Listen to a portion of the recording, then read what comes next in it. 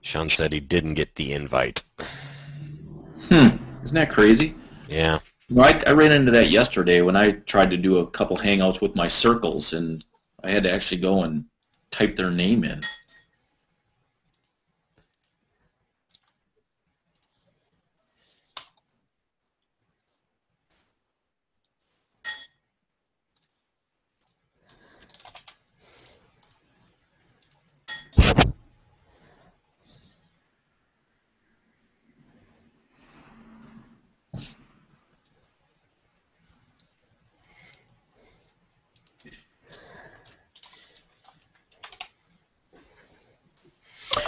I know it worked because you got the invite, so... Eric just got it. Yeah. I don't know what's up with Google Circles there. Can you send an invite out to Jamie? Do you have him in your circles? Mm-hmm. He's in the State of Tech live podcast circle. Okay. Did you have to invite me separate? No. In fact, you invited the circle? Yeah, I just invited the circle. Okay. You got it. I had to manually invite everybody else. Okay,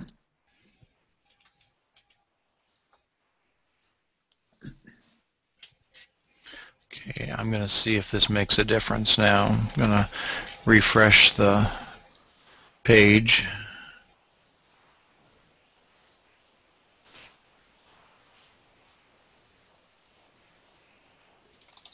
And Eric, your wife's in the circle too.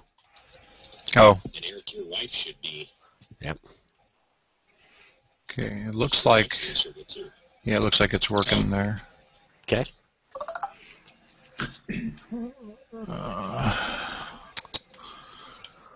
I'll let people know to refresh the page to get the new video if they haven't.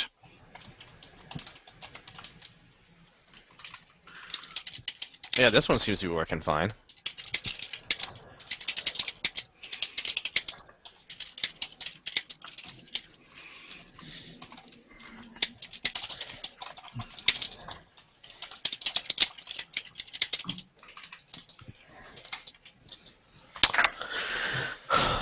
Should I shoot an email off to Jamie? Yeah.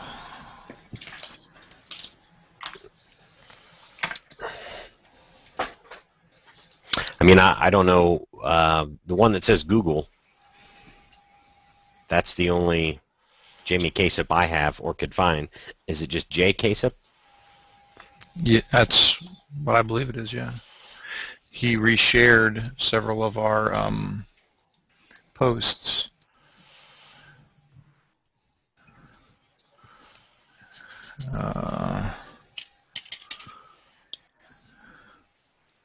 Let's see. Yeah, if you, this is the one that I have for him.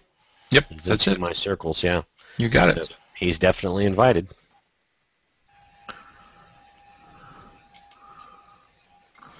Copy, and I will reshare, or reinvite.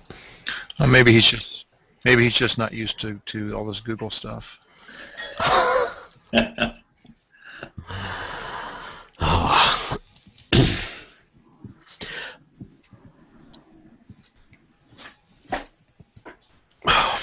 Eric, did you notice my shirt there?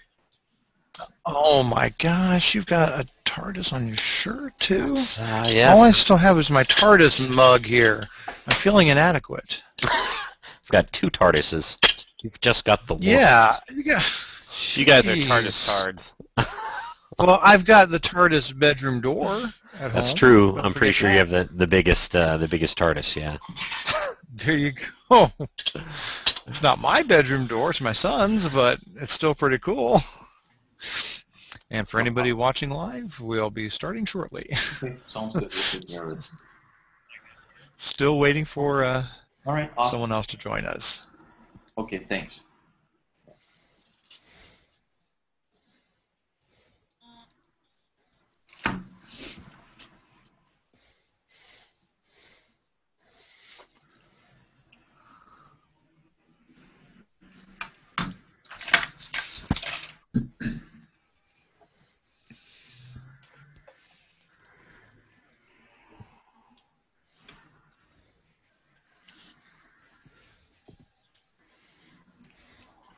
Who's monitoring the chat room? I don't know. Guess all of us, but I don't know.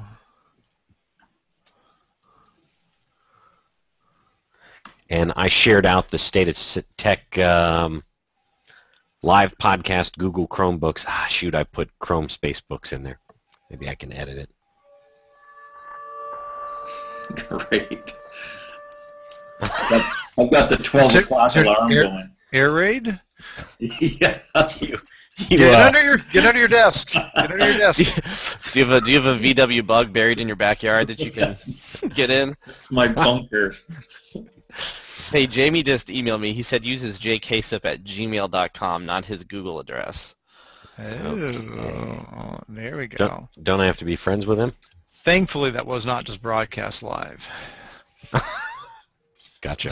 That could have been, awkward.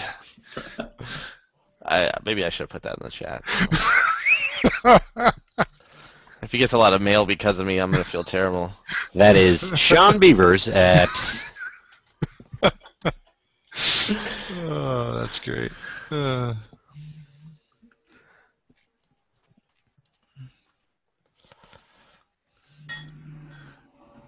Okay, he's been invited.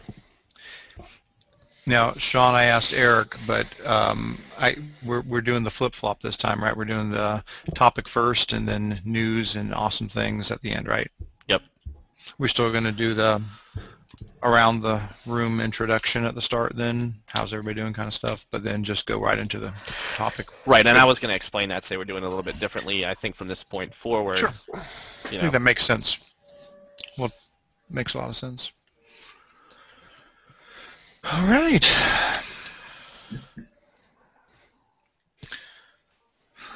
Those sirens will go off shortly. We're safe. We're going to excuse Mike right now as he gets under his desk. Right.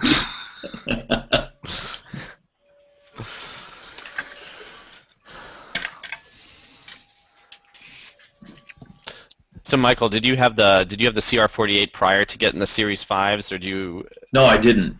Okay. We got the 5s, the Series 5s, and it's been amazing just to see what has transpired since we received them and all the updates and the changes, and just going out and talking to Rajan and just finding out where this is all headed, and it's kind of exciting. Obviously, I had to sign a NDA, so I can't say a whole heck of a lot, but it's there's a lot of good things going to happen.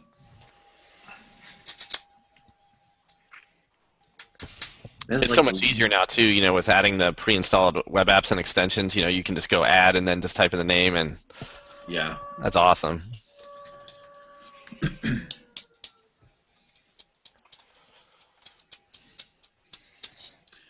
Are you on Aura? Do you have a Chromebook, Sean? Yeah, we have one here. Yep. Do you have any issues with your video? Doing casts like this. Any type of hangouts. I've tried a couple since I went to the beta channel, and I've had some hiccups.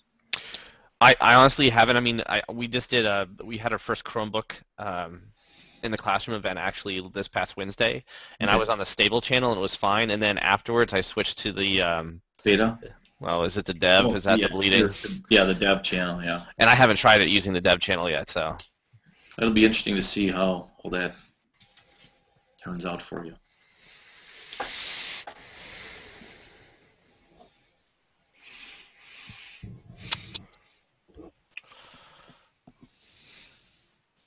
Nobody's heard from Jaime yet? No. Did you email him, Sean? Yeah, I just said that he sent the invite. Yep. Okay. And in the show notes chat, did you see that's what I put? That is the email address. Yeah. I saw it. Yeah. Okay, so that's right. Yeah, that's right. Yeah, there's. Okie-doke. James Sanders, I'll ping him for you. Thanks, James. And if that doesn't work, maybe he can impersonate him. James doesn't mind us calling him Jaime. James, if you could just run and knock on his door real quick, that'd be great.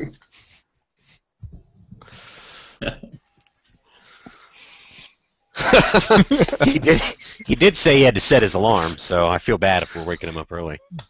Well, isn't he in Arizona? Oh, hey, there we go. Hey, all right. Hey, all right. He's in. Hey, Jamie. Hey, howdy. Good morning. It's good afternoon here. Oh, good afternoon. Well, it should be good afternoon here. I had to set the alarm to wake up. I was looking for the invite in my Gmail account, and it didn't show up. So then I went back into the actual stream, and then I saw it there. Gotcha. Sean, whenever you're ready. Well, all right. do we want to settle this once and for all before we officially start there, so you can introduce people correctly, Sean? Yeah. So, Jamie, we have this running bet that's been going on, and actually, I've got money on it. If I'm actually correct, he's got to edit the podcast for the next 2 years. We want to know: is your name Jamie Kasip or is it Jaime Kasap? Those are. How about you're both right? So. Oh no! Wait. All right. So I don't get any money if they're both right. It's Jamie Kasif is the English. Oh, I didn't have money on that one. And it's Jaime Kasap if you say that. Right. Eric, you suck. Everyone's wrong. I told you that. So it depends on what language you speak.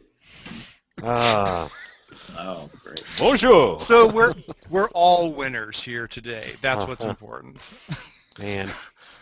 There can't be two Highlanders. There's got to be one right way to say it. All right. So wait. What's my take on this? Depending on who wins, I need to know.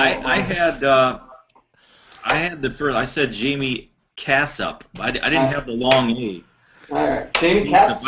I was wrong. Yeah. I was wrong too. And then, I was, Jamie Kasap. Okay. Yeah, No, then I was Jaime Kasap, and then Eric Griffith was Heinz Ketchup. Wow. Hold on, hang on. Let me deal with the memories of being back in fourth grade. Hang on a second.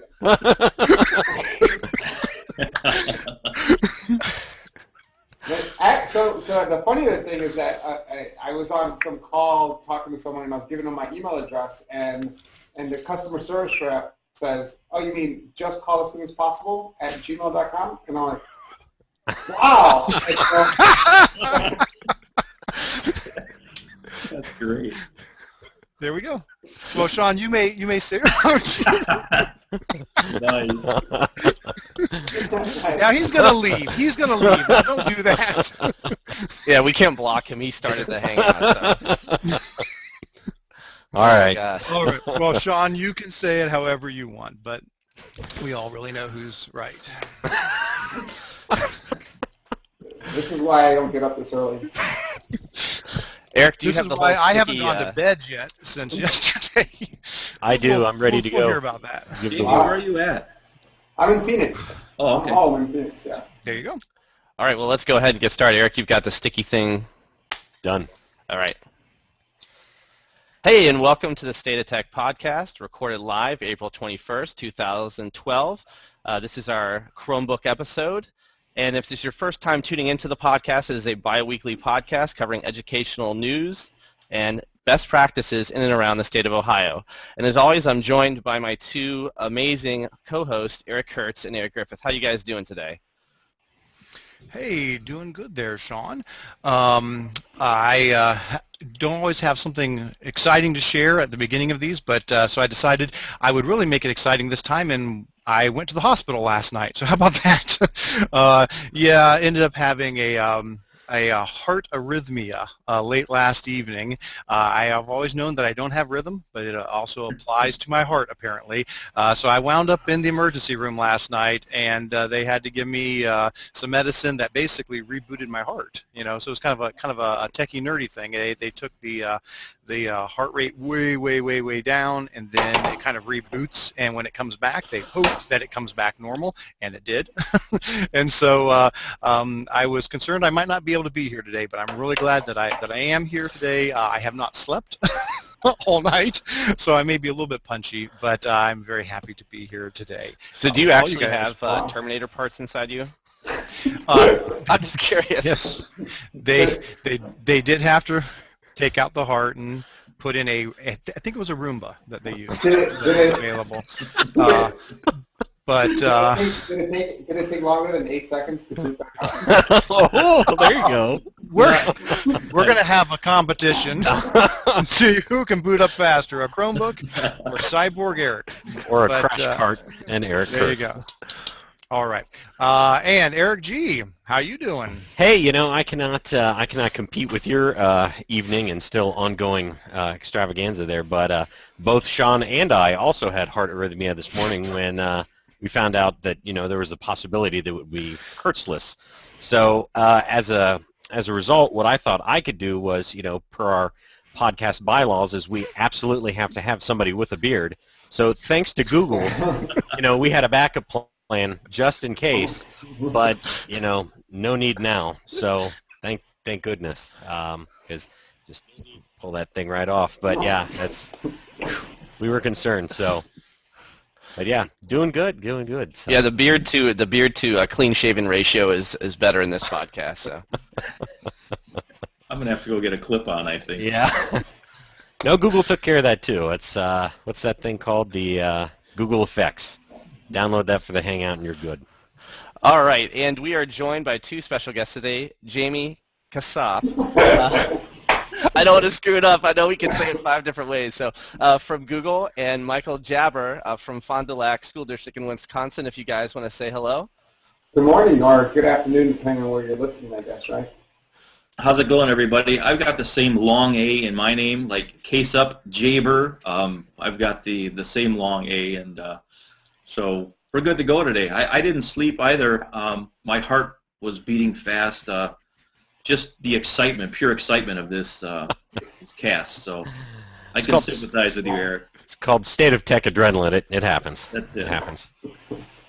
All right, and we're doing something a little bit different actually today than we normally do. We're actually going to start with the main topic, and then we'll do our EdTech news, or our tech news, and our awesome thing of the week at the end of the podcast, just so those people who are going to listen to this later or watch it later can listen to the main topic, and then if they want to continue to listen to the rest of the podcast, they can. Also, we are live, so if you would like to type a question or a comment into our chat roll, that is live on our website, thestateoftech.org, so you may do so. All right, so we'll go ahead and dive right into our main topic today, which is Chromebooks, or Chromebooks in education. And I know Jamie and Michael, you already introduced yourselves real briefly, but if you want to give a little bit of background about yourselves, what you do, and sort of where you fit into this whole Chromebook pie. Yeah, I guess I'll start. My name is, as you said, Jamie or Jaime, depending on what language you speak. We covered that already this morning, but my responsibility is I'm the senior evangelist, if you will, on the Google education team, and my role is to work with organizations, nonprofits, states, school districts, and others, and lots of conferences that we participate in to talk about different technology topics around what Google is doing in education. The majority of the conversation tends to be around Google Apps for Education and Chromebooks. So we're really excited to join today to talk about what we're doing with Chromebooks, kind of talk about what we're seeing. And I'm really excited to hear about Michael and hear what his experiences are so far with his Chromebooks. Thanks. As far as my role, we were a school district who has been looking for a one-to-one environment for several years. And up to last year, I was in the classroom. I was a teacher for 18 years, I taught social studies, psychology, and we had a lot of retirements for media specialists last year, and our district decided that the way that they were going to jumpstart this one-to-one initiative was to get people on board that they were going to actually focus on this initiative. So they created 4 positions, 4 technology integration specialists. I was one of 4 that they hired, and so I work with 3 other people on our team, and we have been so busy from last August up until our current point right now of rolling out of basically building our one-to-one initiative for our rollout next fall, which is going to be over 2,400 units, and it's going to be the biggest in Wisconsin. So, that's where we have been. We've been busy doing that right now. All right, well, maybe one of the first things we should talk about before I guess we get in-depth about the Chromebooks and the Chromebooks and Education program, and Michael, what you've been doing in your district is, what exactly is a Chromebook? Because people may not know, they're used to obviously all these other devices on the market, but maybe talk a little bit about what sets it apart, what makes it unique, and again, Jamie or Michael, either one of you want to field that question. Yeah, so Michael, why don't you talk about the Chromebook from your perspective?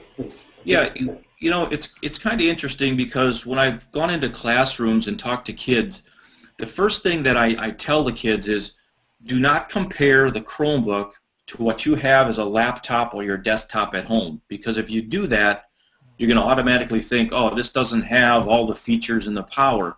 And so the way I preach this is, I tell them it's basically a portable internet. It's an internet inside a shell that has functionality through the Chrome browser, and it makes the experience for not only searching for things but enhancing your browser experience with the apps and the extensions.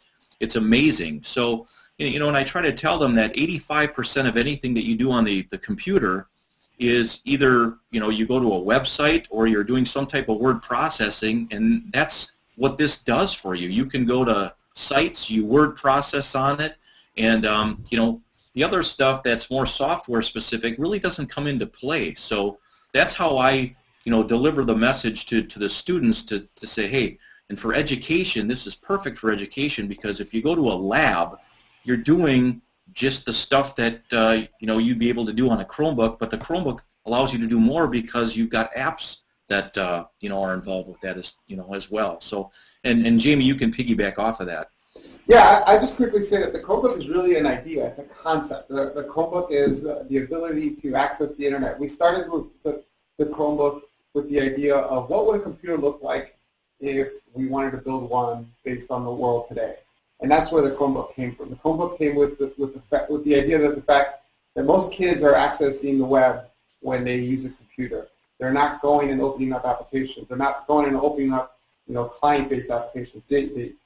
They log in, they get onto the web, and they do their stuff on the web. And so we wanted to build a machine that gave you that experience right from the beginning. So that's why they boot up in 8 seconds. That's why they have a long battery life. All the reasons why these things make sense. But really, it's an idea. And the one thing I'll say about the Chromebook, and we have the Samsung Chromebook that I think, Michael, that you guys are implementing.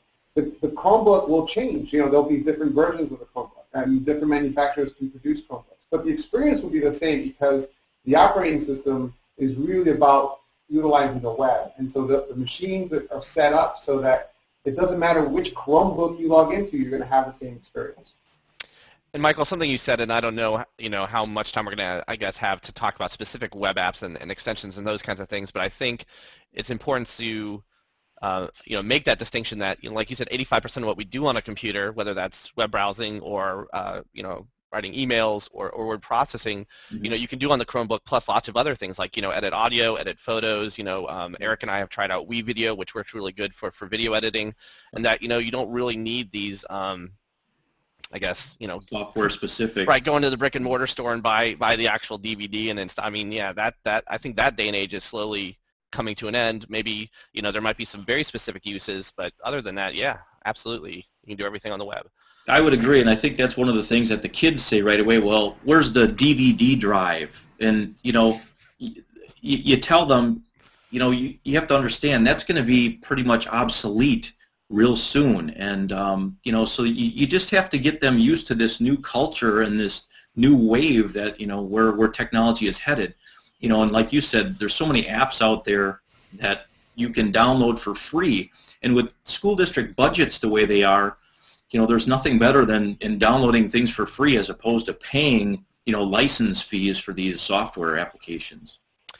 So one of the questions we just had in the chat, and we also, maybe can, and it ties in what we're talking about, obviously, but, how is the Chromebook different than just installing the Chrome browser on your desktop or your laptop? I mean, what's the distinction between the two? Yeah, so I can answer that real quick. The big difference is that the Chromebook fits within a family of technology that you can manage and scale. I mean, that's really what it comes down to. So if you can download the Chrome browser, the browser shows up on any computer and you can use it. What's cool is that once you're using the Chrome browser and you're logging into the Chrome browser, it doesn't matter which Chrome browser you log into anywhere. If you log into that Chrome browser, you're going to have the same experience. The same concept kind of transcends into what the Chromebook is. The difference is with the operating system being part of the Chrome operating system, you can actually manage and scale that. And I think that's where someone like Michael gets the benefit from. It's not just the experience. I look at the Chromebook as two different things, and we can break them down into the user experience. And the user experience is what you're saying. It's a Chrome browser. You're logging in. The other benefit is on the back end, what the administrators have to manage and scale inside a school system. And that's the difference between a Chromebook and a Chrome browser, is the benefits that the administrator gets from actually managing and scaling this inside a school system. Michael could talk about that, I think, what the big difference is.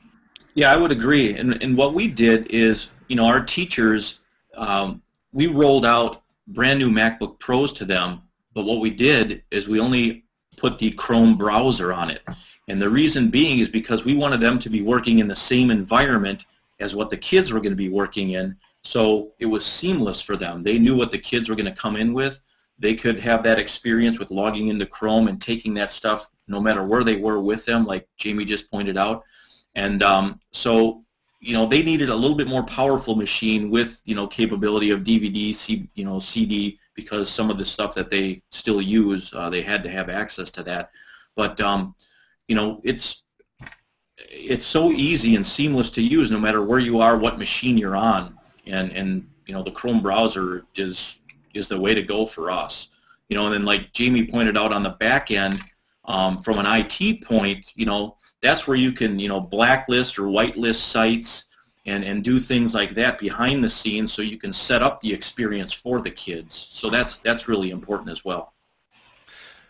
Just to piggyback on that, so we're hearing a lot of good about the back-end experience, but it sounds like there's also a lot of good for the user experience in the Chromebook, such as you're mentioning an 8-second boot up. So, they're getting into this really fast. We're talking about really long battery life, so they're not worried about partway through the day this dying or partway through a period suddenly they're all turning off. And the portability, of course, and so, it could be a difference of that versus just putting the Chrome browser on a laptop that you've purchased or a desktop that you've purchased. There's a lot of thought has been put into creating a device that is going to really work in a classroom environment, that's going to work with kids, that's going to get out of the way and let them do what they need to do and take away a lot of these other frustrations that we might run into. Right, and it can be beyond just even the frustrations. If you think about, you guys are technologists, right? And just imagine a normal person. Here's an experiment that I want you to do next time you're around just anybody. Go up to them and ask, "Can I borrow your laptop?" Right? And you'll see the reaction that most people get. They get that queasy feeling right here that happens. Just like, "What do you want my laptop?" And then just start walking out of the room with it and see what the reaction is. Right? Imagine I ask to borrow your laptop and I start walking out of the room with the laptop. You freak out because all of a sudden you don't know what was I browsing in the emergency room when I was sitting there thinking that my life was over. These are the things that you're thinking about as somebody's borrowing your laptop. And with the Chromebook, it's not about the device. It's about the user's experience. And it doesn't matter which device they log into. So all of a sudden now we can rethink how we do computing in school systems, because it's not about the individual. One-to-one is about education, not about technology. And imagine we're able to create a universe or a world where we can actually put devices on desks. And a student can walk into a room, log into his stuff or her stuff, up and running in 8 seconds. Have that technology enable and support the learning that's happening in that classroom. And then when they're done, log out or shut the computer, walk into another room, do art for an hour or whatever, the next PE, whatever the next class is, and then go into another class and log into another machine and have their experience again. So it's not about the device, it's about the user experience. And I think that's something, that that's why I use the Chrome browser, why I like Chromebooks, is that, we're getting to the point where technology is going to be stateless, so we can be device agnostic. It doesn't matter whether I'm on my Mac at home or if I use my desktop at work or I'm on the Chromebook. That experience is the same. It's all my same stuff, so like you said, it's not like I have to, I've got I've got Windows 7 on one machine and that looks different than my Mac OS X or that kind of thing, so. Right.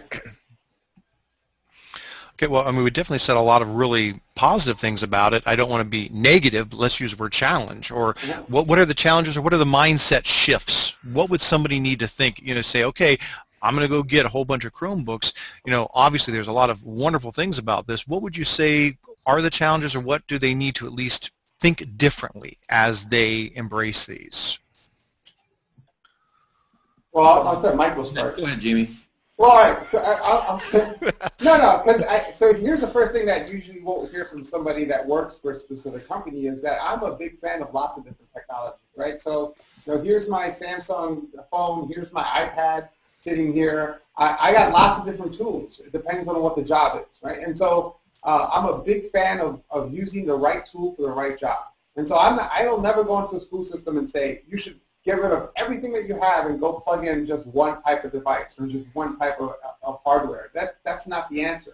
So Chromebooks will take care of a good chunk of what you're doing on the web and managing that learning experience. But it's not going to cover everything. I think you still need a lab and you still need specific things to do cool things. Like, for example, my daughter is a film producer. She's probably not going to do a lot of, she's not, if she's out on the road or doing film production out in the middle of nowhere, a Chromebook's probably not going to be the best tool for her. She's probably going to need something else.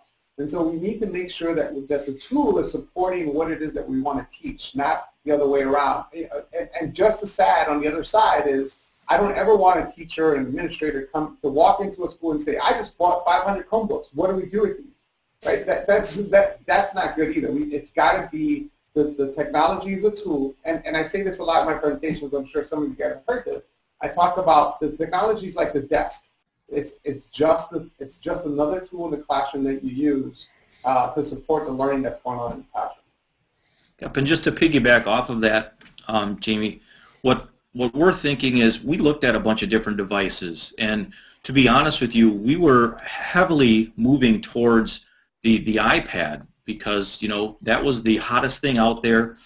We didn't know anything about the Chromebook until a couple of my teammates went to a Google Summit, and there was a session on them, and we brought a couple. We actually ordered a couple and brought them in, and ran them through the paces, and we were like, wow, this is kind of an interesting device.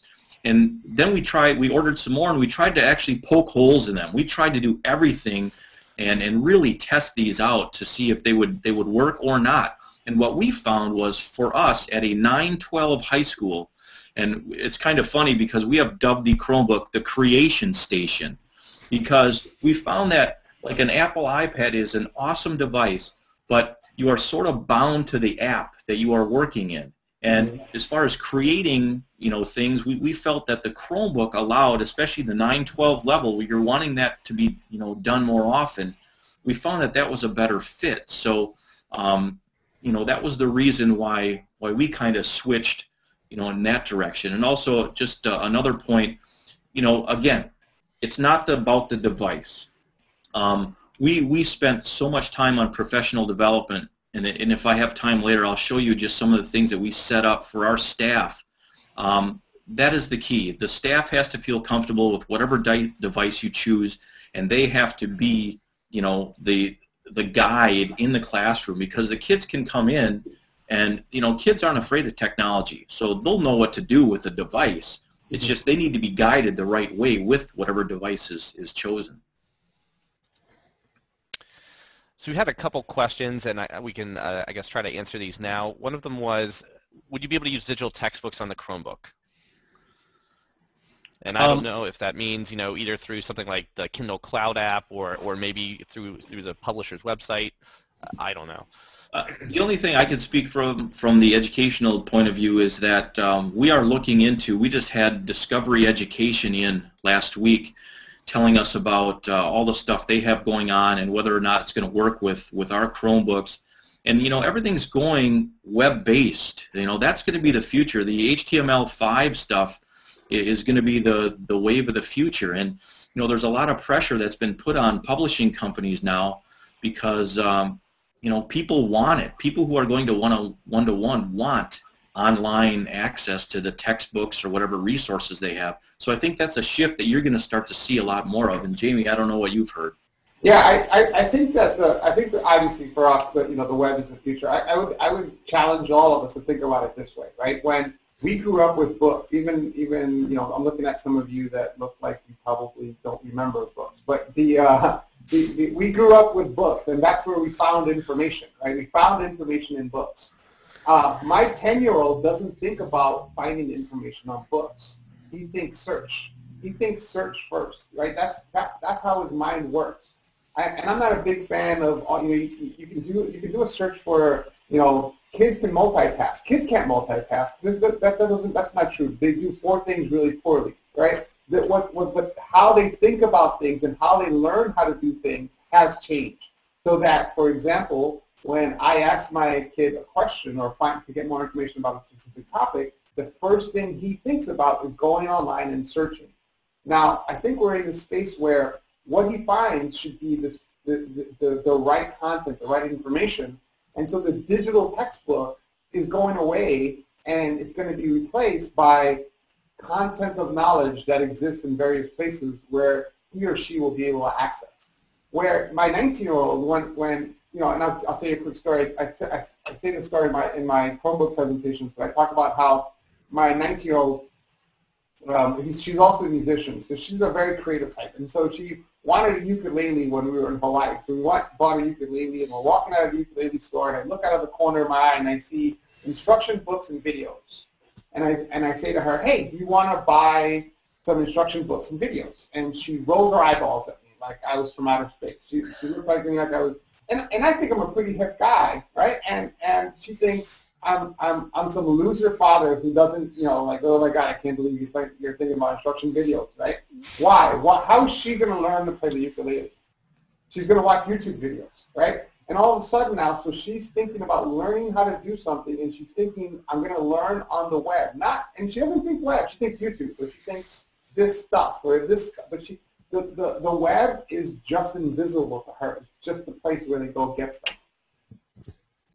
Just another thing, we have actually created our own textbooks with the way, you know, there's a thing called Flip Snack out there that we have taken and just grabbed information from different sources and made our own textbook. And, you know, I think there's so many apps out there that you can do this now where, you know, you're right, Jamie, you don't have to be bound to a textbook. You don't have to go to a website and just use a publisher's textbook anymore because there's so many different sources out there you can tap into. Mm-hmm. And we talked about that on one of our earlier podcasts, and somebody mentioned in the chat too the CK12 Flexbooks. That's one that we had somebody from the CK12 Foundation on, and also we had a couple of teachers who were just using, I think, Google Sites or a wiki to build a class textbook that the students contributed to. So I don't know, it's really, you know, anymore. Oh, I have to get this from Pearson or McGraw-Hill, or I have to have that a PDF, or you know. Right. Now, what's great is that if you are going to get it from them, then it should. So you know, it's just like music, right? If whatever music you're into, you can technically get music from anyone, right? But the best of the best are creating the best music that you're going to go out and buy and download and you can get that stuff illegally. But that's not the point. You can go buy the best music, right? I think the same thing's going to happen with content. You're going to be able to go buy the best content. And that, I think, is a good thing for education because it's going to put a lot of pressure on making sure that it's not like the 70s where, you know, a good band would release an album with 2 really good songs and the other 9 being full of crap, and knowing that they're going to be able to sell you the whole album, right? That world doesn't exist anymore. You're going to have the whole album be good for somebody to download the whole thing. All right. So do we want to talk a little bit about what a rollout would look like? So from the point that you would get these devices, or let's say you order them from or through Google, and then get them into the hands of the students. Michael, do you want to talk about that? Sure. We've been working with Google very closely for the last several months, and actually we just placed our official order last week. And what's going to happen is we're going to take ownership of these 2,400 units probably towards the end of June, and we're going to store them up until registration day. And what we have done is we have laid out dates that, and there are mandatory meetings that the parent and the student have to attend. And what we're going to do is we're going to hold sessions to actually explain, this new wave of what they're going to see for the next school year, and just, the proper protocol, the proper way to treat these. Everything that you can think of, we have tried to cover with what we feel the parents should know and the students should know. We've tried to back build this. Again, the biggest thing for us was getting our staff ready. If your staff is not ready for this rollout, this thing is going to become a paperweight. You're going to walk into classes, it's going to be sitting on the desk, the teacher's not going to know how to use it, and it's going to be a waste of a lot of money. So our big thing was to focus on the professional development piece. And if I can maybe bring up, if you don't mind, I'll bring up a website that we created for our staff members that they could go to. And what it is it provides, let me just get this up here for you. Do you have it yet? Mm-hmm. Yep. Okay. So this is a Haiku site that we created, and Haiku is a learning management system. And this is a page that we built for our staff members. And you can see along the left margin, we've got all the different things that we have included in this website for our staff members. And the big thing here is I'm going to go down to content areas, and I'm going to click on content areas. And we have all the content areas broken down for our staff members. And let's just take language arts. We have 3 different levels also, because we have different levels for teachers as far as how technologically advanced they are. So if we start at a beginner level for language arts, here are some things that they could do in their classroom with, when the kids come in with their Chromebooks. And you can scroll down, we talk about Skype, we talk about social bookmarking, video chatting, cool web links that they can go to, and this is at obviously an entry level. We also have intermediate that we've put it into, and these get a little bit more advanced, talking about Evernote, different projects for students, wikis, Twitter in the classroom, collaborative note-taking, mind mapping, and then you can get more advanced as well, where you've got lit trips. And so what we tried to do is provide them a portal that they could come to, because the biggest question or the biggest statement that we get from our staff members is, we don't know what we don't know. And they need to be held, sort of by the hand and basically brought to different things that they can do to make this a productive experience for them. So, our rollout is not just the physical rollout; it's getting the staff ready to manage these 2,400 units that are coming into the classrooms next year, and we are willing to share whatever with any schools that are interested. Like I had mentioned earlier when we were talking off air, we just had a school come from Modesto who was looking for more information on Chromebooks and a one-to-one rollout, and when they left, they were sure that they were going to go home and they were going to switch over to Google Apps for Education, and they were going to inquire about in Chromebooks in their high school. So it's a matter of going and visiting places that are doing it the right way, and we feel that we have done our homework. And I don't know if Jamie can chime in some things that he's experienced as he's traveled.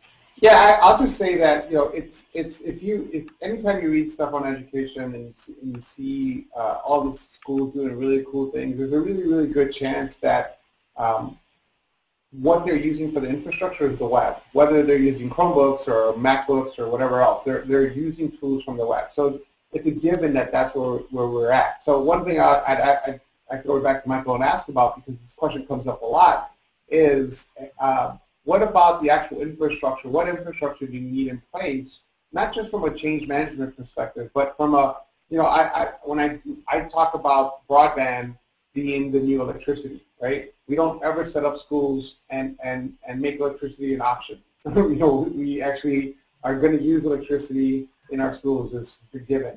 I want us to get to the point where broadband is just as important as the electricity that we set up in schools. So how are you managing the broadband issue, and what are you doing in that space? We've actually beefed up our infrastructure, obviously, to hold that number of units, and we've actually worked really closely with the Google engineers to make sure that what we have is going to handle this influx of devices next year. They're going to be running fiber optic over the summer, and we're going to have a gig of bandwidth. So, we should be ready to roll. Again, by talking with the engineers at Google, they're saying, hey, you got enough bandwidth, and we actually created, our IT guy created a separate network for the Chromebooks. So when they come in, they will tap into this Chromebook network, and they seem to think that everything is going to be fine. We have a beefed up infrastructure enough that's going to handle all those units. Hey, Mike, you're still sharing your screen. Oh, all right. I thought that map was talking to me there for a minute. So. Jamie, one thing I wanted to say too, in listening to your presentations, I know you talked about a paradigm shift, and I think that's huge. When we talk about what are the challenges with Chromebooks, getting people to realize that the web is a platform, and that you don't really have to have an OS that's booting up at the beginning of when you hit that power button and then you jump on the web. It's just ready to go. But again, I think that just people don't know that there's so much out there that you can do now. It's not just email and look at stuff on Wikipedia. That there are amazing apps out there. Yeah, I always, this is a true story, and my 10-year-old's out in the living room right now playing Call of Duty on as loud as he possibly can on the 55-inch TV, so I'm going to beat his ass when I get out there. But he'll come into my office every once in a while, and he'll grab my iPad or my Samsung tablet. I'm a gadgets guy like you guys, I'm sure, right? So he'll grab my iPad and I'm like, what are you doing? And he'll take it out and he's like, I want to watch Netflix.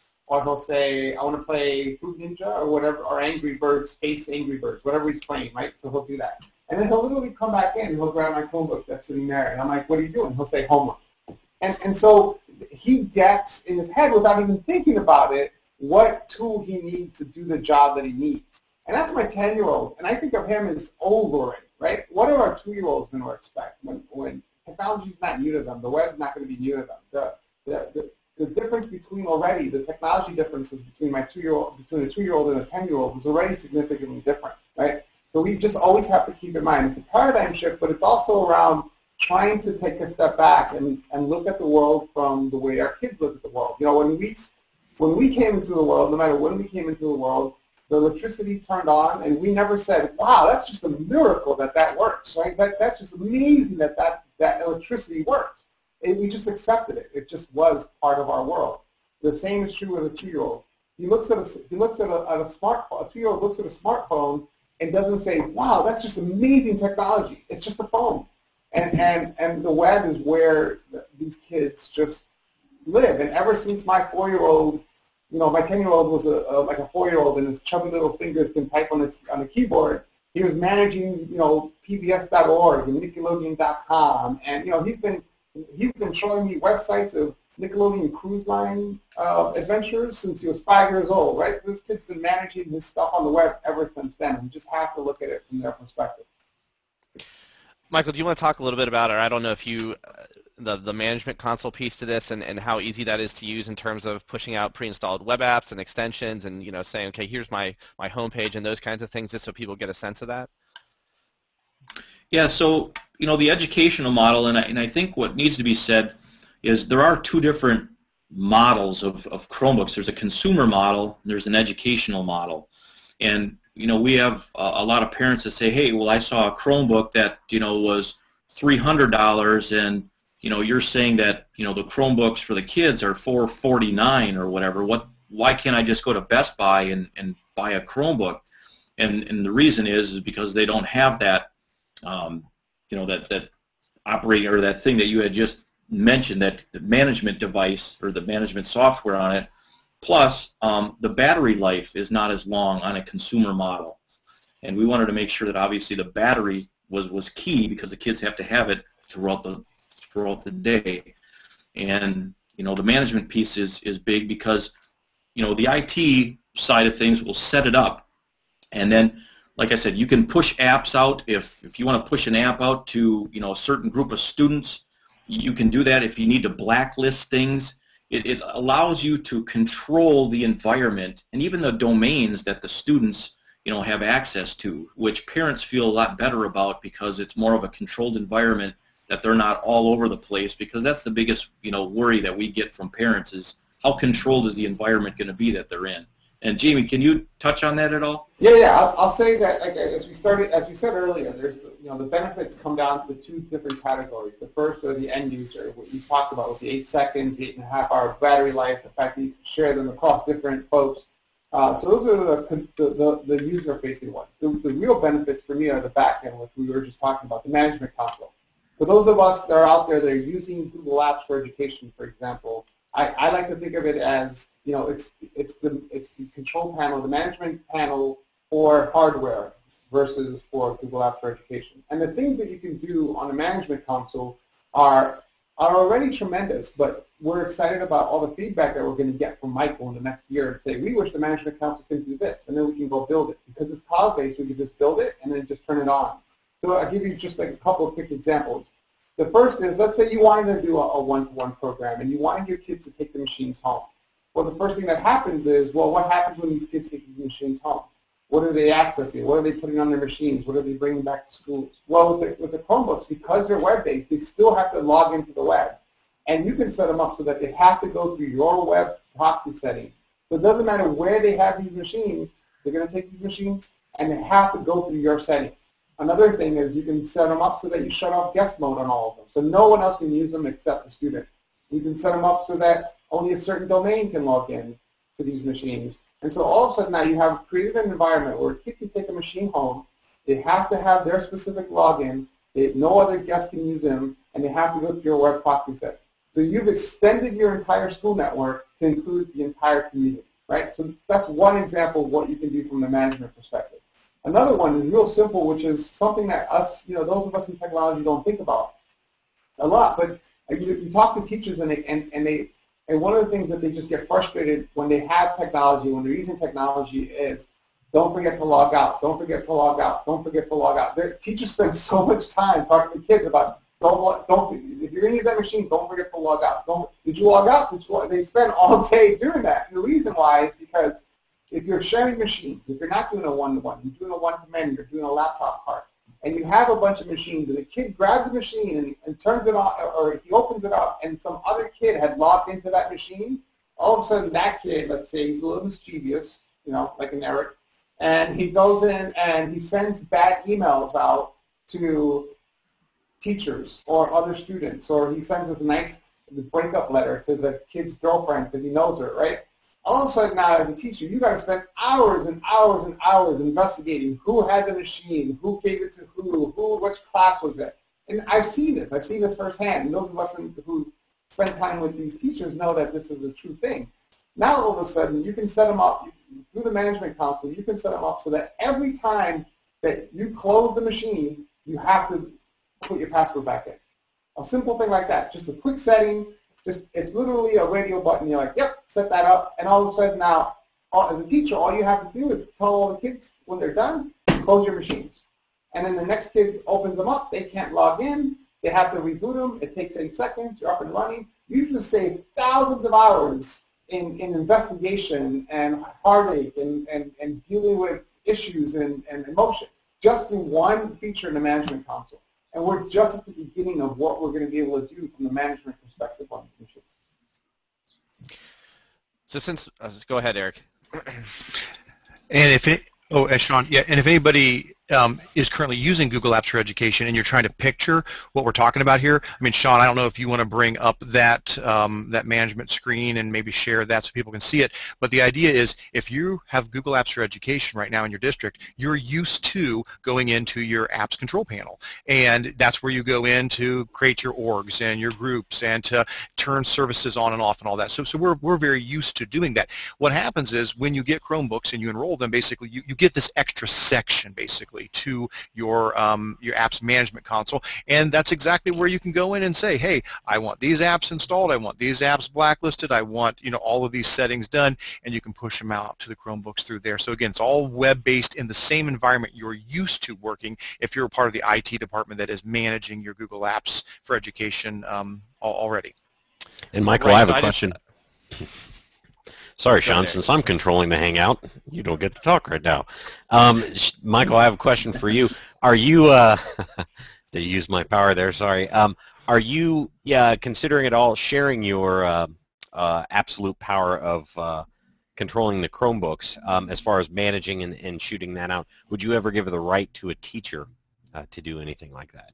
That's a kind of interesting question because we have our team, which is more of a technology integration team. We assist teachers, and then we have an IT team that is separate from what we do, and they have kind of the control on that. Now we can go to them and say, hey, we'd like to see this feature, we'd like to be able to do this, can we do that? And then they can go into the the panel and make some changes for us. But right now at our in our situation, we will take suggestions from staff members, but the power to actually have the staff members make some changes, that has not been granted yet. Gotcha. And is that a Google feature, I guess, Sean? Can you delegate the right? I'm a Google Apps administrator, super user, whatever you want to call me. Can I delegate those rights to somebody else? Jamie, do you know? I don't know if I haven't tried to delegate just the responsibility for that Chrome OS settings to one person. I don't know that you can. I don't think that you can, but I don't think that it's necessary either because again, because it's cloud-based and because it's on the web. So let's say you're a 6th grade teacher, and here's the thing that we have to think about in terms of how fast technology moves. We're all involved in technology. We know that in the next 2 hours, there's going to be a new app that everyone's all excited about, right? They just come at you. The tools come at you so quickly that it's hard to imagine that you want to create a world where you're going to create an image for a machine, for a device, and you're going to use that image for an entire year. And that's just hard to fathom for me to think about. That's what you're going to use. So let's say you were able to create an image of a machine and you have that for the entire year. Inside that year, there's going to be at least 12 new apps that you're going to be able to want to use to implement. Now, if you're a 6th grade teacher and you see this really cool app that just came out 2 months ago and everyone's using and it's a really good way to teach math, you can go to your IT staff or you can go to your tech directors or you can go and say, hey, listen, there's this really cool app that I want our 6th graders to use. All of a sudden, the IT guy says, okay, whitelists it into the domain, sets it up on the organizational unit for the 6th graders, and boom, the next time the 6th grader logs in, that app is sitting right on the screen and ready to use. So you're able to control it from that perspective where everyone's working together. It's not, you don't have to go re-image the machines, you don't have to go back and like, oh, I can't add that app until next year. So we're actually getting to the point where we're operating in real time, which is the way the web has us operating today. So, Eric, is it okay if I share that screen now with you since you're the grand poobah of the Hangout? I now give you rights to do that. Yes, Sean. Jeez, I feel blessed. All right, so let me go ahead and share this. And yeah, I just wanted to show just a couple of settings here. One that you can set the home page, so set that to whatever you want. You can also select certain pages to load on startup. So that I've got our home page and then the one that we have for our Chromebooks in the classroom. event sign up. But the one that I find probably the most compelling is when you get down here to installing apps and extensions. If I want to pre-install them, all I have to do is click Manage, and I just type in the name of a web app. Now I know Angry Birds isn't that educational, although I hear you can use it with physics, but nonetheless, it seems to be one that sucks everybody's life. So, I just typed that in. There's Angry Birds. I click Add, and it adds it to my build or the pre-installed web apps and extensions that I already have there. And then the next time that Chromebook starts up or connects to the web, that'll be pushed out to 33,000, however many I have. So it's so easy to do versus what I've seen with iPads where I've got to plug in, I got to sync the apps over to it, I've got to do the VPP program. It's just a struggle. I'll add the Angry Bird. This Angry Bird space just blows your mind. Like I can't figure that out. But the one thing I will add is that Michael mentioned that he's working with folks some of the engineers on Google. What's cool about this is that we're at the ground floor of what we're doing with this, and we're getting some really good feedback. And Michael's going to get us some good feedback and other users. And so the more users we get, the more feedback we get. And I'll give you an example of the fact that we haven't thought about everything. When originally we launched Chromebooks, we launched them with the opportunity of being able to put a picture and a login name onto these Chromebooks, right, like you can. What happened was, once this got onto the schools, if you're using them in laptop carts, all of a sudden you have 100 pictures on the screen, and we didn't think about that. So we got feedback, and what we did is we created one of the options on the management console, so now you can either have it that way, if it's a one-to-one or one-to-many device. Oh, Mike just dropped off. Or you could have or you can set them up so that you can only have a login screen on the machine. And we did that. We got that feedback. We built it, and it's on the management console in a couple of weeks, and it's ready to go. Right? So we're getting great feedback from our users, customers, and I think that is with the power of the community that we're creating is that we're all going to be able to share from the feedback that we get from our users. Well, Jaime, since you cracked the door, I'll go ahead and kick it open. You probably can't discuss the future of all this sort of stuff, but I wonder. We have Chromebooks, but we hear about Chromeboxes. We hear about the idea that we'll eventually, if not now, soon have a small little box that you can plug into a monitor, be a Chrome box. There's always been questions about, will Chrome OS ever just be available separate from a device, not like the Hexa build that they make and stuff like that, but actual Google endorsed Chrome OS. Go ahead and put it on whatever device. I understand drivers and all that kind of stuff. Anything that you want to talk about the future of where we would go from here? Already doing awesome things, but what do you see for the future? And just to add on to that, I have 5 fabulous pieces of Dell tech behind me that barely run Windows 7, but they run that Chrome build made by, who is it? Hexa, yeah. HEXXEA. They run that just fine. So I would love to to run some sort of Google Chrome only standalone on those Dells. That would revive them. So yeah. I know we're being recorded, so I have to make sure. Don't worry, everyone in the Hangout has signed an NDA. Yes. No, we certainly don't. We certainly don't want you to say anything you're not able to. But I'm pretty good at this. I'm not that worried about it. So let's talk about the Chromebox. The Chromebox is public. It's coming out, and it's a machine that I think is going to be huge in education in the sense that there's I spend lots of time walking around lots of different schools, and one of the things that I see is lots and lots of technology, collecting dust in closets and laptop carts and all these other places. What we'll be able to do with the Chromebox is take those monitors and those keyboards and be able to utilize those Chromeboxes to plug our monitor and to plug our keyboard in. Now, these machines, these boxes are going to be cool because you're going to be able to do that. Now, in terms of the operating system and what I see, I know that that's some great feedback that we get. I know that that's something that we want to be able to do. Just like, if you think about those of us that use Google Docs, one of the feedback that I get a lot is, I wish I could do Docs offline, right? And we all wish we could do Docs offline, but it's a live collaborative tool. It's almost a computer science problem. So a lot of these things isn't whether or not we choose to do something or choose not to do something. It's about trying to solve these computer science problems, about how do we create a management console for every machine inside a network, no matter what they're operating or what kind of hardware they have. So I would never say no to any of these things. I think more than anything, it's like a list of priorities that our team has in terms of what we want to build and what we want to focus on, and then knocking those off one by one.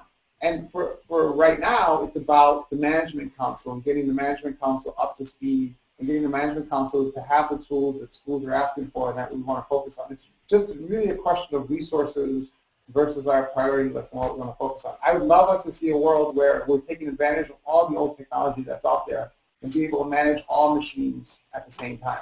I'm not saying yes or no. I'm just saying that all of us on the team agree that that would be a good thing. When and how and what it looks like, I can sit here and say I can't talk about that and pretend like I'm this really insightful, smart guy, but I don't know. I think one thing too, if I could just interject for a second, from a school standpoint, working with Google, what we have found is, and Jamie pointed to this, anything that we feel that we could use or any suggestions that we have contacted some of the main players at Google, and we don't feel like an account number. We feel like they actually listen to what we have to say, and we've actually had some changes made with some of the apps. We've talked to someone by the name of Vidya, who's in charge of their app program, who's just wonderful. And we've actually had some apps come into play now because we needed something to make something run, and so just working so closely and feeling like what you have to say to them they really care about, and you can actually help build this program as we go, and that's what I'm most impressed with.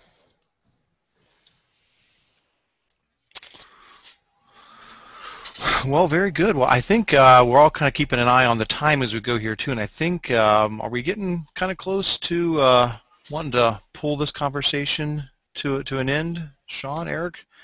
We've actually been podcasting for 12 hours. I don't know. That's what I thought. I did fall asleep there for a while, so I did lose track of time.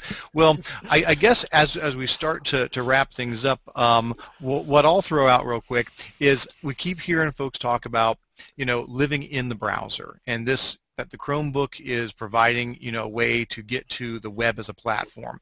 So I'll start, but I'll give you guys a moment to think about this.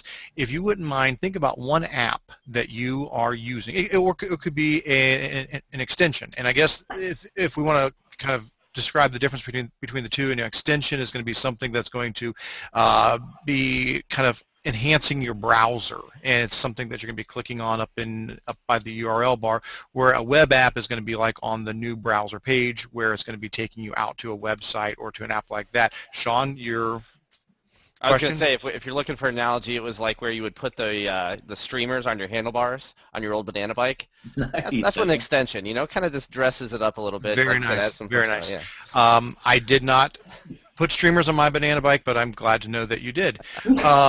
But that's excellent. But go ahead and think about, and I guess what I'm saying is not just one that's like, oh, this is fun or I like this, but something that has helped you make that transition from, I always did this on my desktop. This is something that I thought, I can't do this in a browser. That's why I have to have a desktop. Now, I'll start, and I'm sorry if I'm going to steal somebody else's, but one of the things I do a lot is screen captures, because I do a lot of help guides. And so I'm always saying, somebody needs to know how to insert this into Google Docs or this, that, or whatever.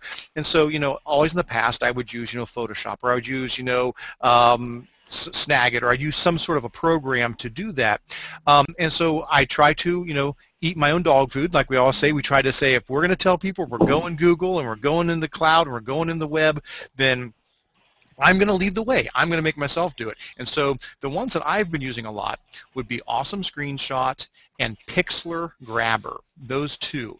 Awesome Screenshot is great if I just want to do a really, really, really quick, I just want to grab this, I want to crop it, and maybe throw a little red square around something I'm highlighting. Boom, I'm done. I've got it. If I need to do a little bit more, Pixlr, and we'll put the links in the show notes so everybody can get to those.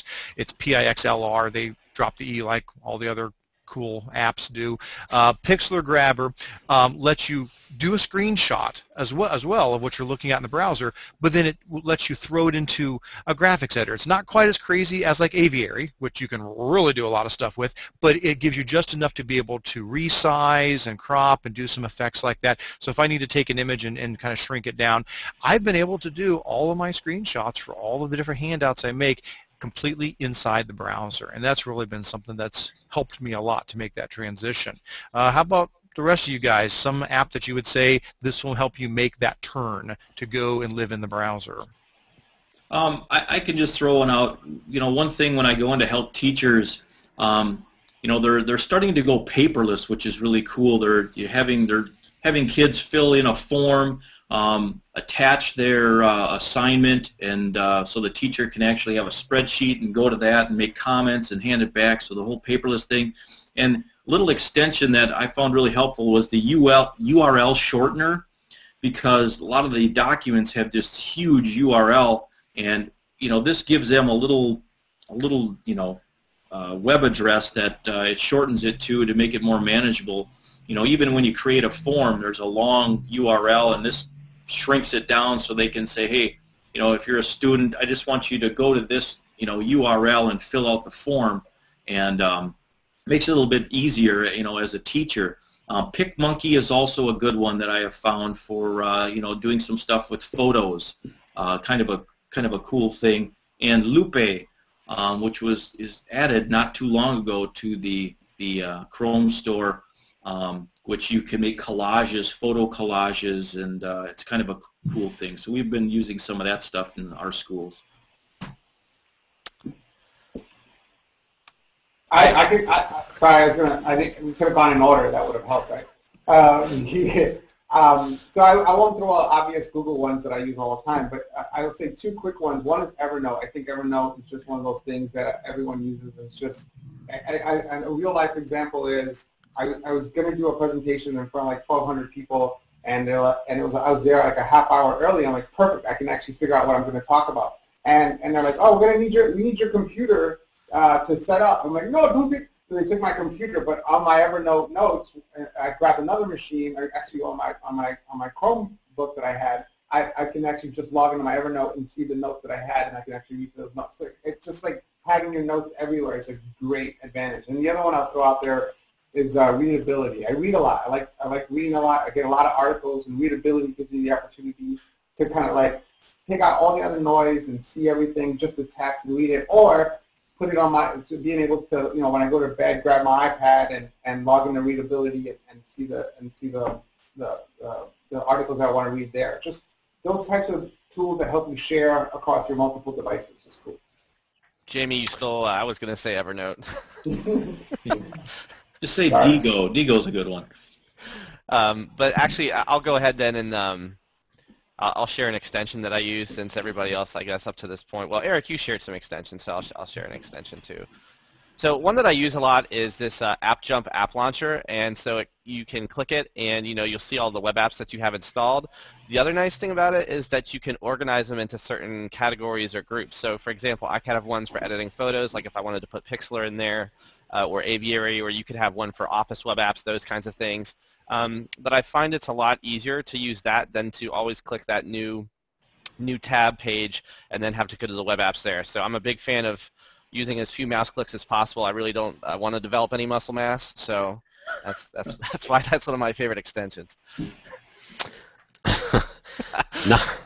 Not at all shocked there, Sean. Lack of muscle mass.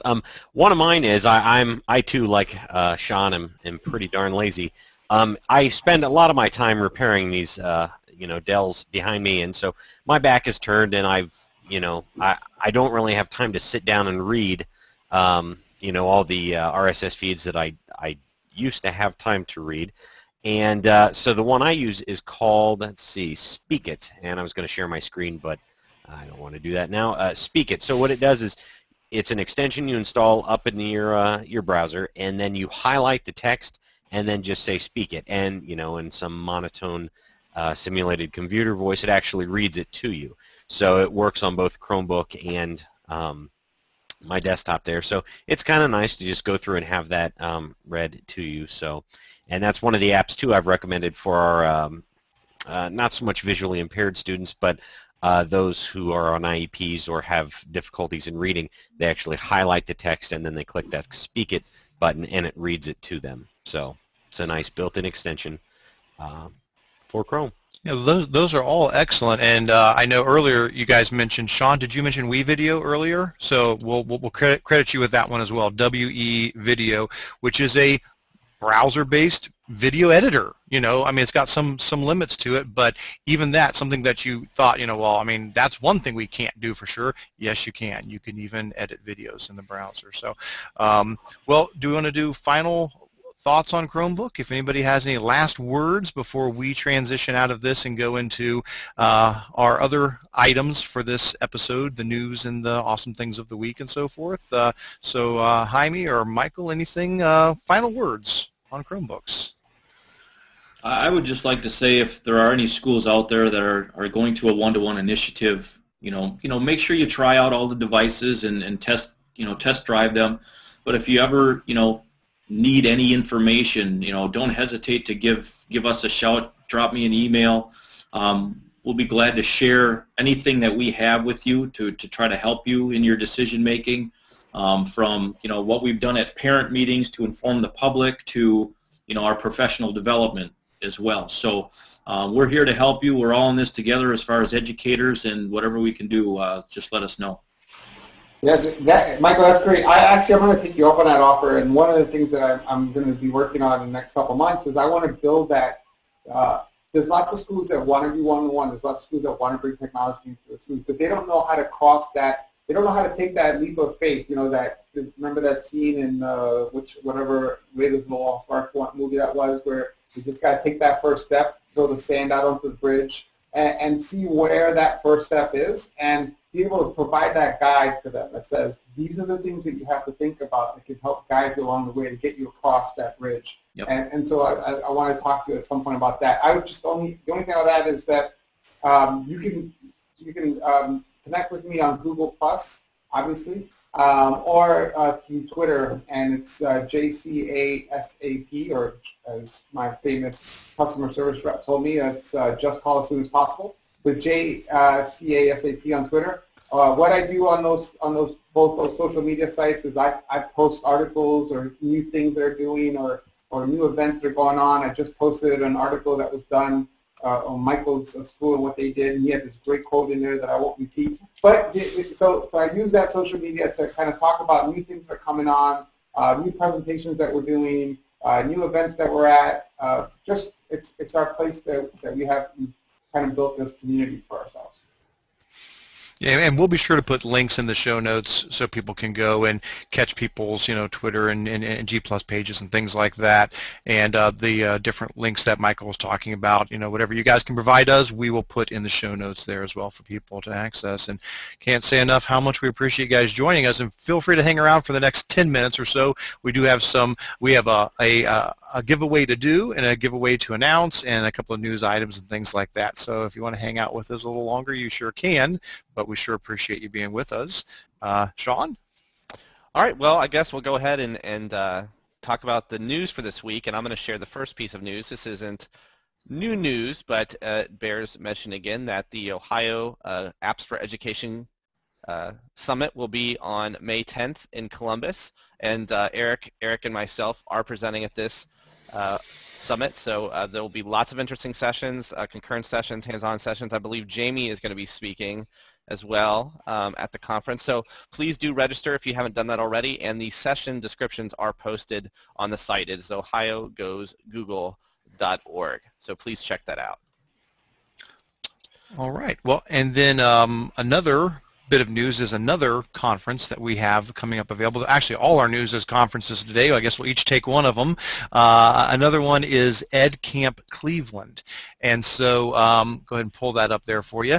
EdCamp Cleveland is coming up on June 15th, and that's at the Brecksville Broadville Heights High School. And if you're not familiar with Ed Camp, it's sort of a different take. I guess each of our conferences we're talking about here are a little bit of a different twist on how conferences are. Sean's was more of a more traditional conference. This one with the Ed Camp Cleveland is where you basically create your own conference. It's one of those unconferences where you show up and basically say, this is what I want to talk about, this is what I share about, and this is what I want to attend. And so it is free. Lunch is included as well, so whoever said there's no such thing as a free lunch, well, there you go. Go to EdCamp.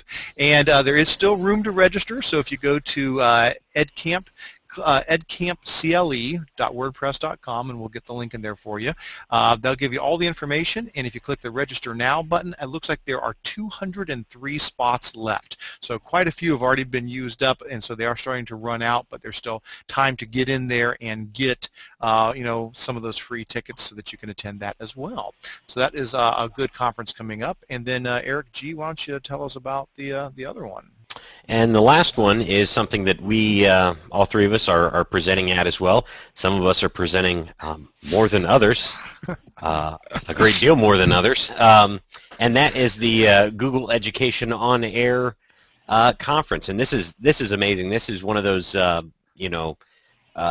one of those great ideas that Google has, and it's one of those first time ever events. So.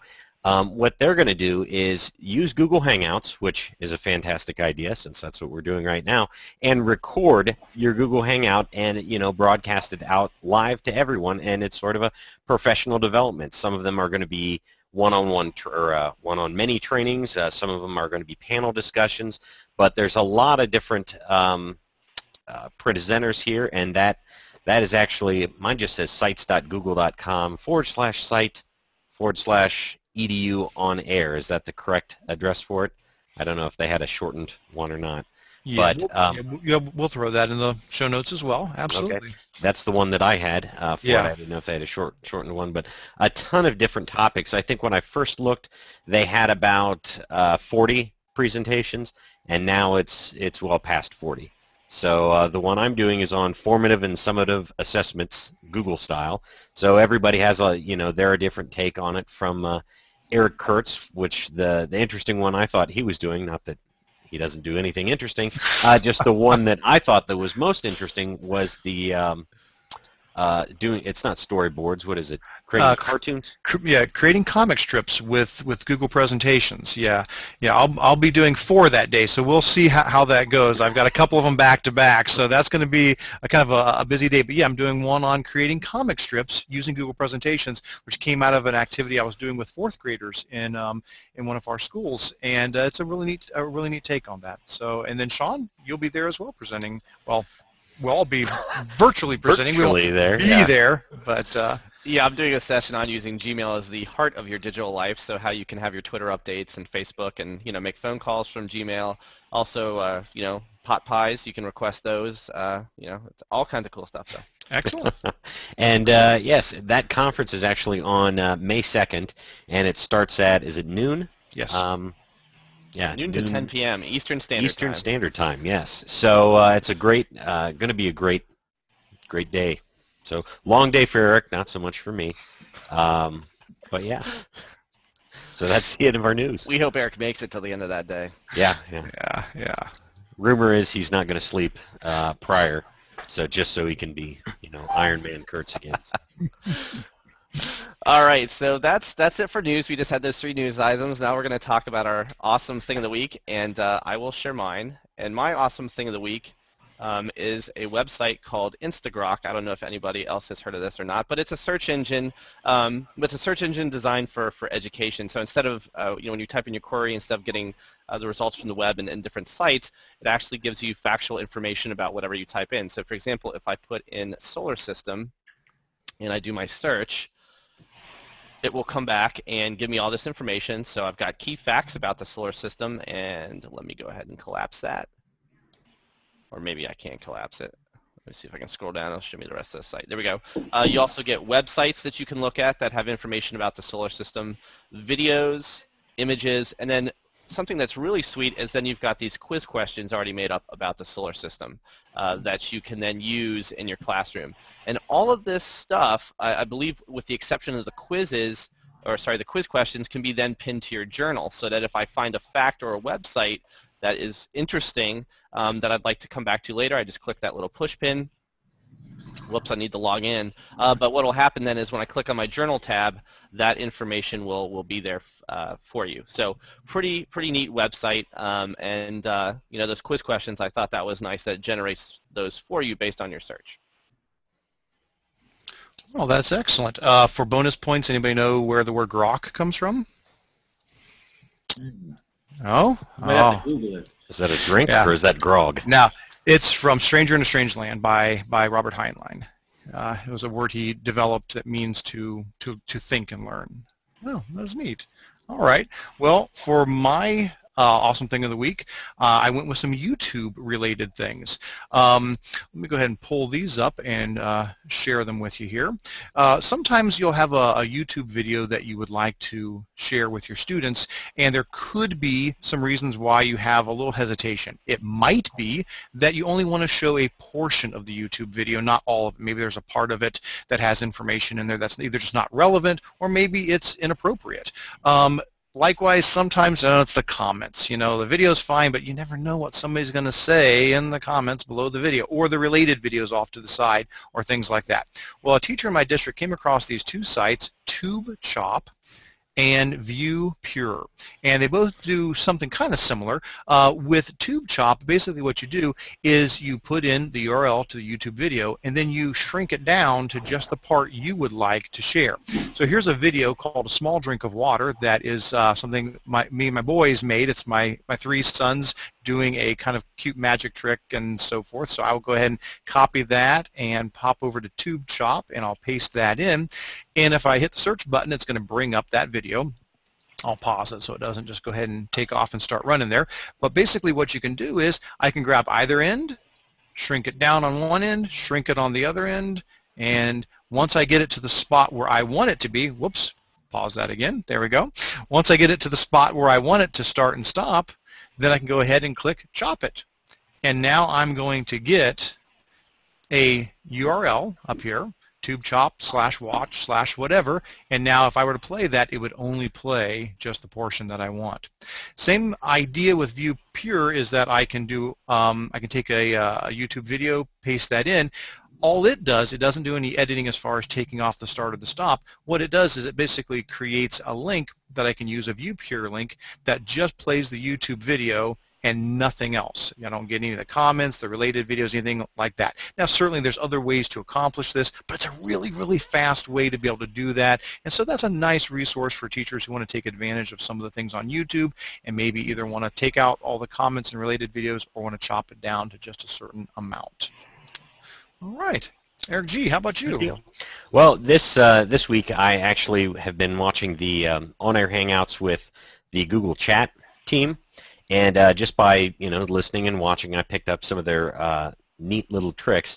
One is an issue I have. I'm somebody who has multiple monitors, and so I forget I'm signed in, to different versions of Chrome running on different monitors, different different everything. And what'll happen is somebody will message me, and I'll hear a ding. And it's like, all right, what was that? Something dinged because everything is minimized. So at that point, it's a race to try and go through. Okay, which monitor has which app open? And it was just so funny. I forget which chat team member said it to the person asking the question. He goes, "Just sign out of all the windows but one." And I'm like, "Yo, yeah, there you go." So that's one of my tips is okay, just sign out of all your chat sessions because as you know, chat is open in Gmail as well as Google+. So just sign out, only use one. So that's my other rule, or that's my first rule. Now the other one was, and let me share this, is some neat features in chat. And I have this issue all the time with Sean, actually. If you'll notice, Sean is 100% honest all the time and never uses sarcasm. So you'll have an issue where you want to say, "Really, Sean?" And if you say, "Really?" question mark, that, of course, I'm chatting with Eric Kurtz because I have an inappropriate picture for Sean. And it says, "Really?" And it's kind of, difficult to determine whether or not he's actually, being sarcastic or not. So if I wanted to italicize that, I put an underscore in front of there, question mark, and then finish it off with an underscore, and then it italicizes it. So now I can be sarcastic when I chat. So that's my nifty little trick. So as long as you put the underscore before and after, and I don't think I signed an NDA to watch that public hangout, so I feel okay announcing that to everybody. But so underscore was one of them, and again, and these are going to be listed in the show notes. Bold was the other one. So if I put a star in front and a star in the beginning, and I hit bold, it bolds it. And then the last one is strike through. And if I put a dash in front and a dash at the end, as soon as I hit enter, it puts a strike through the text. So kind of a neat way to include sarcasm or other nice features like bolding and strike through into chat. So that was my tip of the week. So thanks. It'd be great if Google could make an extension for the Hangout where it chokes the host of the Hangout air. Can I request that feature? Yeah, I'm sure they'll get right on that. So. All right.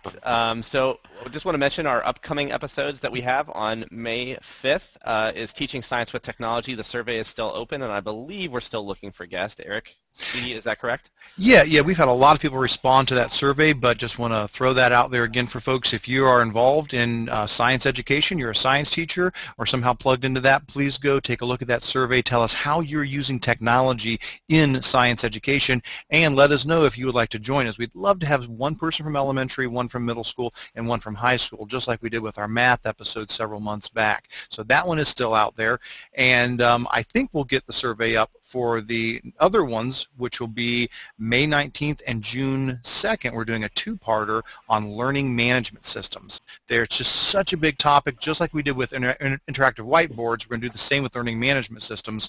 On May 19th will be the LMS shootout, where we're just going to talk about as many different LMSs as we can, from Moodle to Haiku to OpenClass to Schoology to It's Learning to whatever the case would be, and just try to compare them, apples to apples. What's the difference between all of these? And then on June 2nd, it'll be the practical applications of LMSs. So, okay, let's forget about which one you chose. How can this make a difference in the classroom? How can this transform teaching and learning? And so that'll be a two-parter on LMSs. That survey should be in the show notes as well and up on the site by the time this airs. And so if you are in any way involved in using an LMS, please jump on, take that survey as well. Give us feedback from that, and let us know if you'd like to take part in any of those shows as one of our special guests.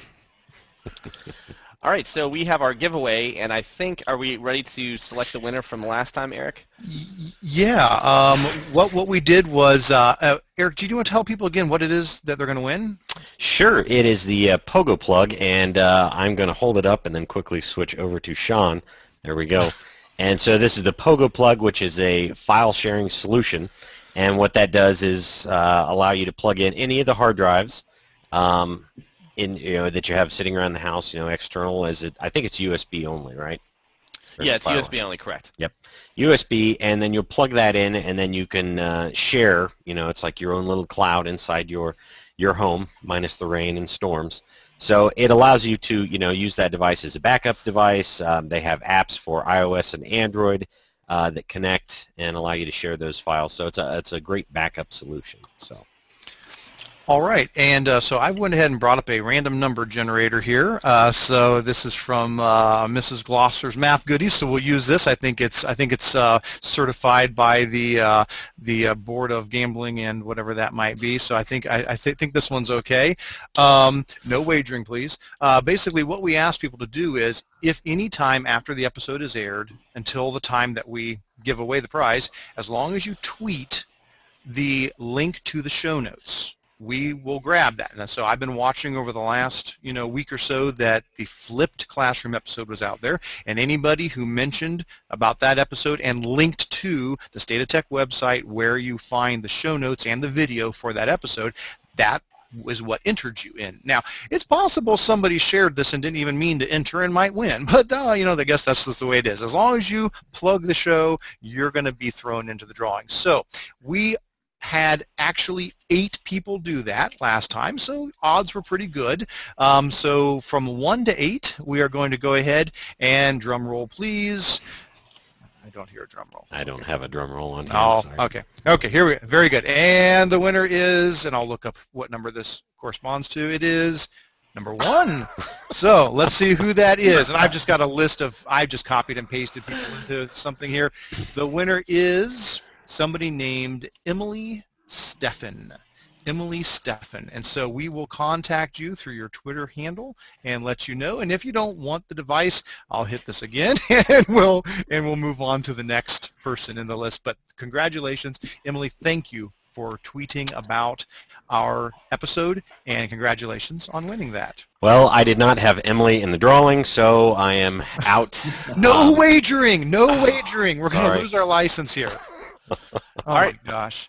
Well, we do have a giveaway for this episode as well, and this was graciously donated by IPEVO. This is their tubular Bluetooth speaker system, which I have right here, so it's pretty sweet. You just twist these apart, Ooh. Yeah.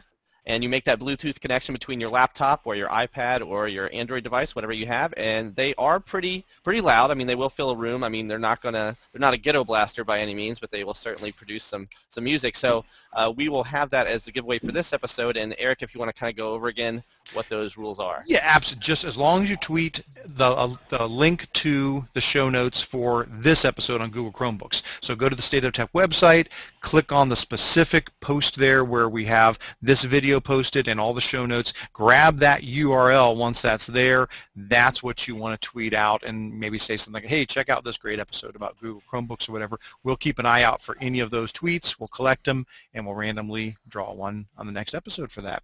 And I guess if any other folks out there would like to donate a prize to this, contact us and let us know. We're always looking for great things to give away, and want to thank IPEVO for this upcoming one here. Thank you very much to them. All right, Eric, and we also have listener feedback, correct? Yeah, one thing we got from somebody named Christine Moore. She wrote and said, "Where have you guys been?" And I think that was meant in a good sense, like, you know, she was so glad to have found us. Oh, then she said that. "So glad to find your stuff, even if I'm not in the same state. Thanks for the great info." So, hey, thanks, Christine. We appreciate that. And even though we do focus a bit on Ohio, we certainly are open to anybody all around the world. All right, Eric, and if you want to take us out and let them know how they can get in touch with us. Yes, absolutely. Here we have a Google Voice number. You can call us at 513-318-TECH. That's our Google Voice State of Tech phone number. You can email us with our Gmail account at thestateoftech@gmail.com. You can find us on Google Plus at gplus.to/thestateoftech. You can tweet us at thestateoftech. Or you can follow us on thestateoftech.org. That's our blog, and that's where you'll see all of our show notes, all of our podcasts live, all of our information. That's where we house it. Here's our personal information, too. You can see Sean's email address. If you have any hate mail to send to Sean, we encourage that here at State of Tech as well. Also, if you have any information or any mailing list or Google groups or anything that you think the State of Tech needs to be a part of, email us. Tweet us, let us know so we can sign up and be a part of that, because we are interested in being a part of those groups. Also, rate us on iTunes. I noticed the other day as I was setting up or actually fixing a Apple TV that we have, we're like number 14 in new and notable when you're scrolling through the menu on educational podcasts for technology. So, you know, we're there because of you guys, and we want to thank you for rating us in iTunes. So leave us comments in our blog, message us, let us know how we're doing. Come, you know, be at our next live State of Tech podcast. We really appreciate it. So thank you guys, and this has been the State of Tech. We'll see you in another couple of weeks for the next State of Tech. See ya.